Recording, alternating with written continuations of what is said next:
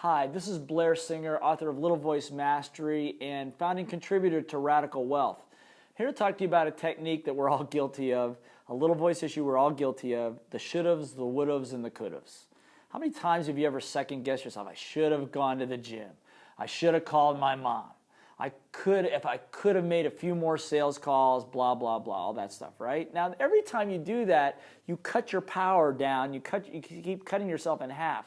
So when the should've or could'ves start chirping in your brain, here's a little exercise. If they're incessant in there, here's what you do. You take a piece of paper and you just sit down and you write down all the things you could have or should have done. And just make it a huge list. And here's what I want you to do. I want you to be as whiny and as miserable and as victim mentality-ish, if that's a word, that you can be. Write it down. I could have gone to the gym today. I could have made more money today. I could have been smarter today.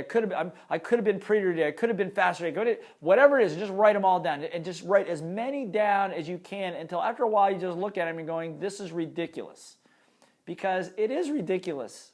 But it takes sometimes emptying all that stuff out of your brain and looking at it, going through, and when you exhaust the list, go through them and just review them and see how ridiculous they look. And if you're not ridiculous enough for you, say I could have called my mom. And I didn't call my mom because I'm a jerk. I'm a terrible person. I'm this, I'm that. Just go overboard with it. And until you get to a point of laughing and saying, this is ridiculous. It's called a repeater process. And the more times you repeat it, the more it burns out. Now, if that doesn't work, I got one more that'll work for you.